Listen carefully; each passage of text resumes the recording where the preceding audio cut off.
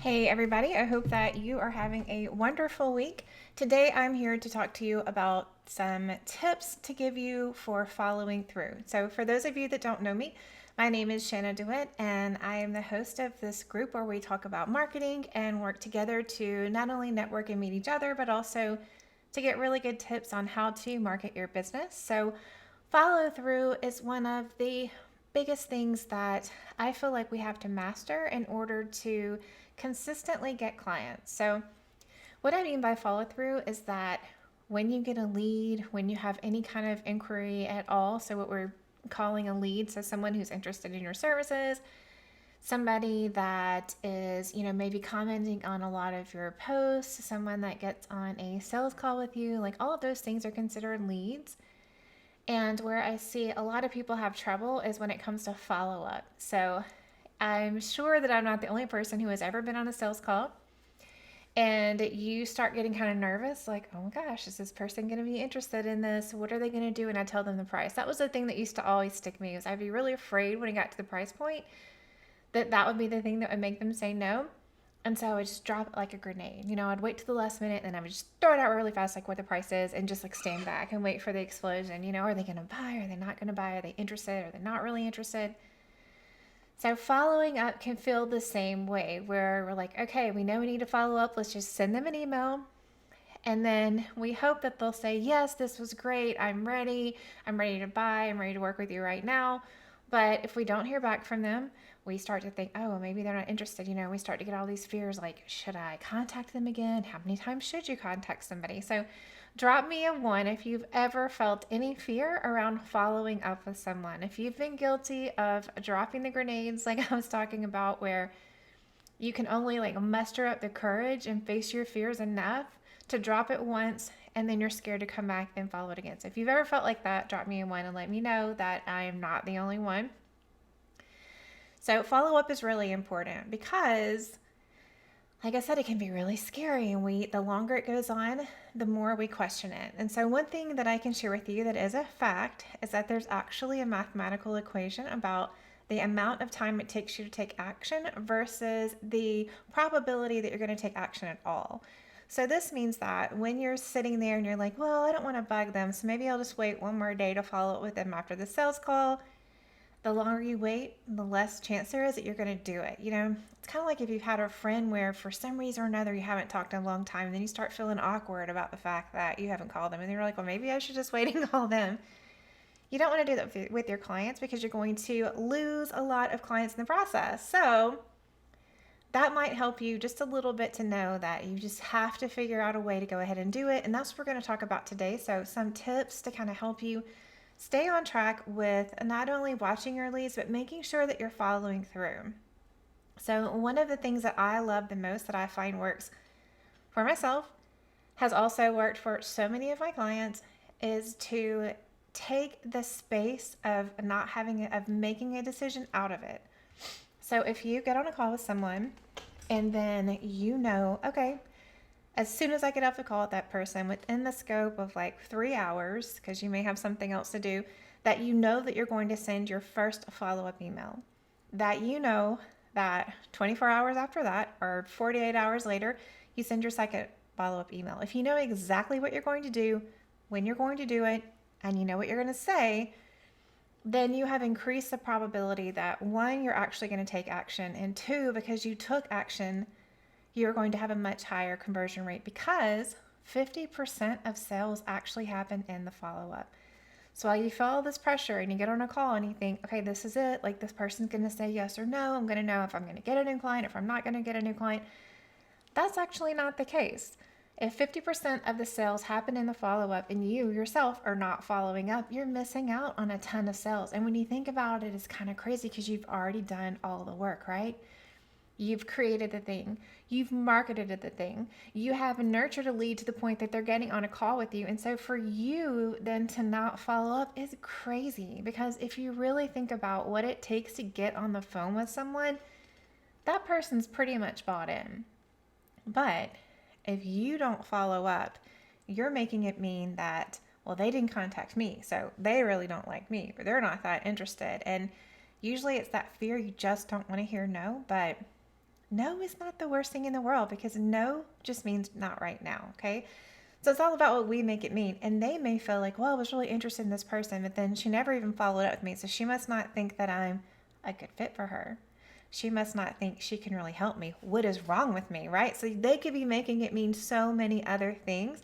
And I think that we're always leaning into whatever our insecurity is, and we're not really thinking about the other person. And so when you can just decide what you're going to do, what you're going to say, when you're going to say it, what that process looks like for you, then you've taken out that space to really let your inner dialogue go crazy on you, your insecurities go crazy on you. And the best part is that once you actually do get into a good system of following through and you start seeing results, you're like, heck yeah, I'm going to follow through. This would be crazy if I didn't do it. And it gets easier and easier because we're building proof that what we're doing is getting us results. And that's really always the hardest part, is like doing it until. But I promise you that if you follow up, you're going to get more clients. Like, that's just hands down going to happen. Like, it's a fact. You can take it as a fact. If you're following up, you're going to get more clients. And if you're following up and and someone says no, that's even better, because then you get to find out why, right? Because to create a marketing system, so that is where we are knowing that there are certain actions that we take that always get us results, you have to go through the process of perfecting that system. So if a person says, maybe they have an objection and they're like, I just don't know that I have the time to dedicate to this. You're like, okay, that's great. Well, let's talk a little bit more about that, because maybe they didn't understand that what the time commitment really was, right? So you can't meet people's objections if you never give them a chance. And that's part of your job, is to walk people through their objections. And that's why I'm always saying that, like, we want to be sold to.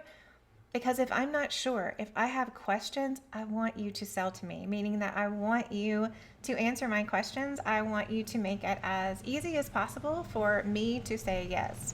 And I forgot to turn my air conditioner off, so it's probably going to get loud and move this closer. Maybe that'll help. So keep all of those things in mind when you're trying to make sure that you are creating the mindset that you need to take action, which is following up.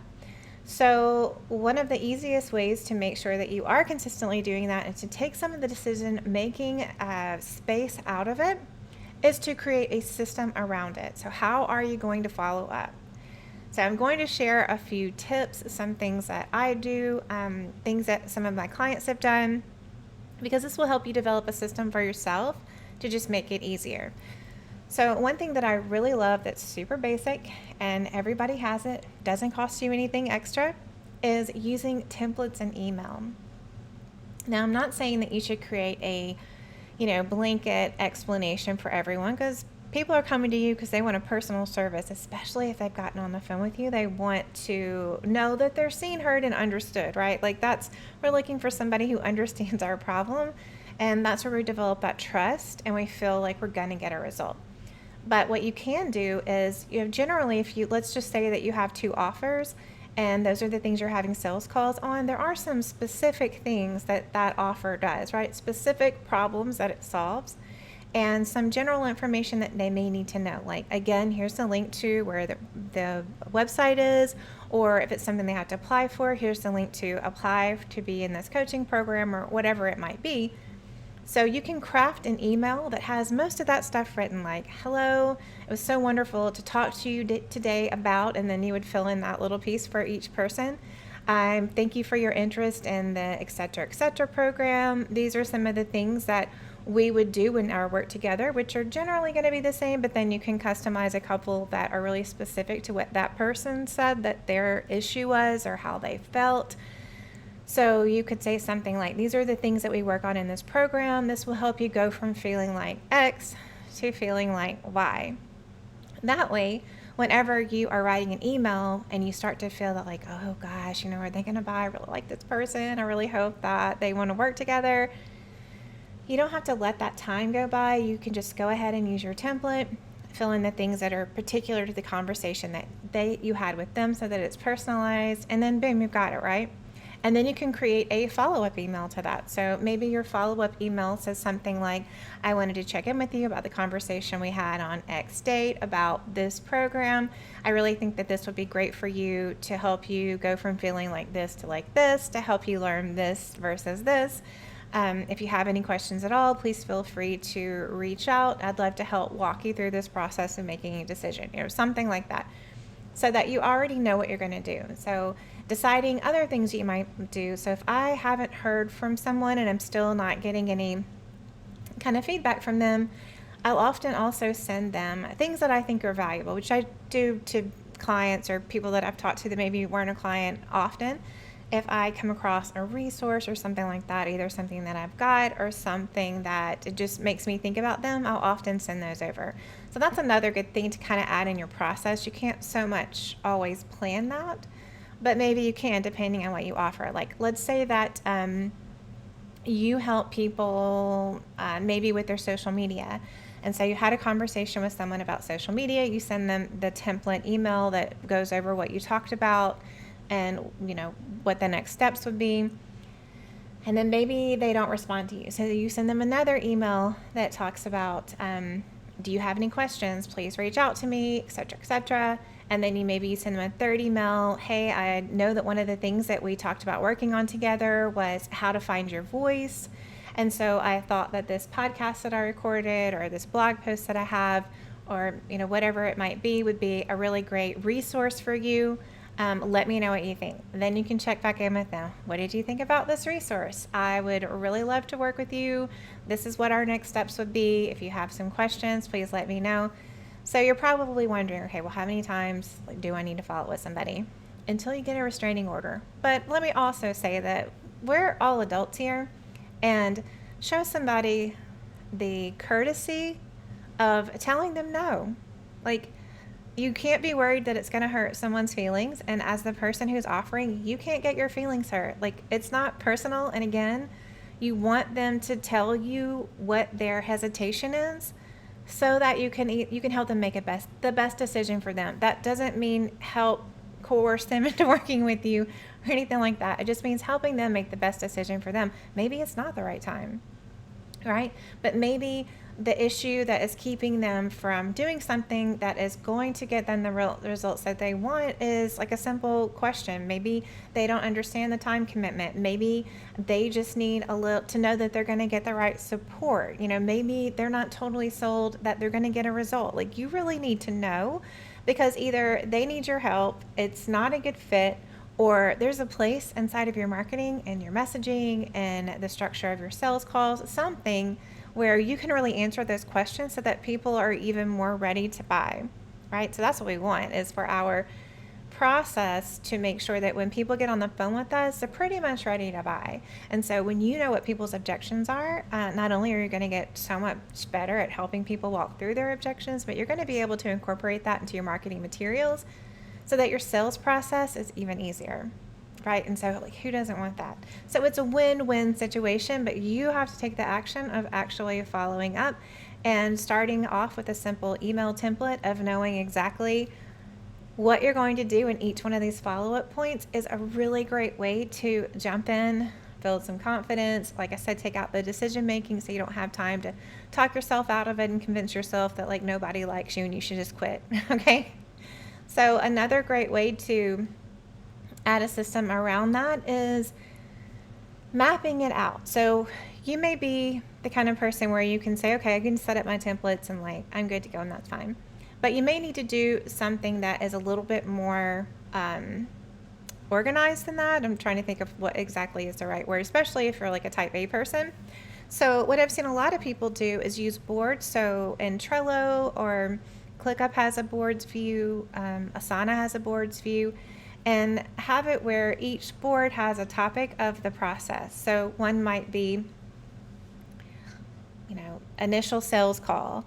And then the next thing is that you give a recap email. Then you do a follow-up email. Then your third touch point of following up is giving value. And then your fourth is checking in on the value, right? And so then you can put the client's name, notes about what you talked about, their contact information, and then just visually, move the person through each part of those processes so that you know that you've done all of them, so that you're not forgetting anyone. And then you can always look back and see where you were with the person. And, a lot of times people will get pretty far in the process and then you may not hear from them.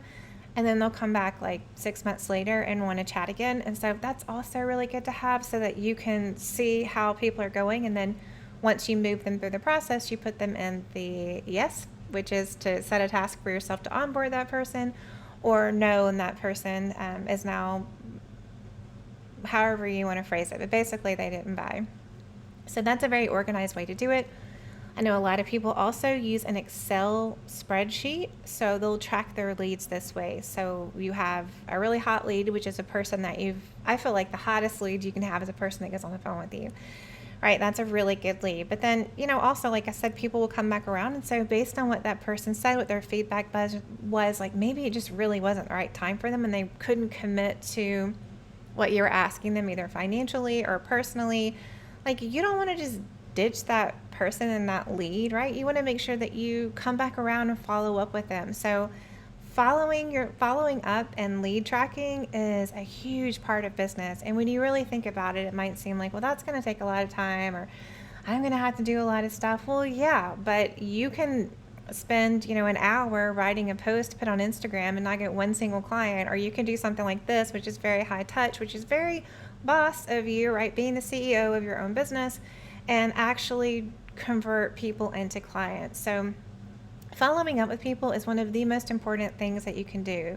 And I find that people generally want to spend more time doing the thing that's more comfortable. And most of the time, that's in trying to generate leads. So fill the top of their funnel, doing things like Facebook and Instagram, because it's very passive in that there's a low point of denial, I guess. So you can create blog posts, you can create podcasts, you can create social media posts, and you just put them out there. But then you don't really have to do anything else. So the confrontation side of it, of facing that fear of failure, is pretty low. Like, you may not get 20 likes, but you also don't have someone, you're also not going through the process of like getting your hopes up and then having somebody say they don't want to work with you and being really stressed out about how to walk them through those objections and things like that. So keep that in mind. If you're kind of looking at your sales and they're not where you want them to be, really look at those different points of your process and make sure that you're not just spending all of your time trying to fill the top of your funnel, but you're also nurturing leads and following up, okay? And the last thing that I think is really helpful when it comes to leads is just to make sure that you're noticing that it's working, because that is going to create the kind of mindset that you need to really continue to follow up with people. So after you've decided exactly what you want to do, then you've created a system around it where you are making sure that you're following up with people and tracking your leads. So very simply, it can just be email templates that you're using to make sure you're doing that. It can get more in depth as you are creating a system for tracking leads through each one of those touch points that you have decided that you're going to use to follow up. And then adding in some great automation by, again, creating the templates. You can always, hire a VA if you need extra help and you're getting a lot of leads and you need to kind of have some support around getting all of those figured out. There's so many different things that you can do, but the most important thing is, one, decide and create some kind of system. Even if it's a piece of paper where you just write out how many times you follow up with somebody, you got to start somewhere. It doesn't have to be perfect. Don't let that be a barrier for you. You just have to start somewhere and really celebrate that you're doing it, that you're taking the kind of action that's actually going to get you clients, and notice that you're getting results, because that's going to make you get excited about sales. It's going to make you get pumped up about following up, because you know that at a certain point you have full on knowledge that you have a conversion rate. So conversion rate is, when I get this many people on the phone, this is the amount of people that actually convert into a paying client, right? And that is amazing. So try some of these tips. And again, let me know if you've felt like this is so intimidating, I'm not great at following up. And if you have any tips of your own, things that have really worked for you, please share them in the comments so that other people in this group can benefit from your experience and your expertise.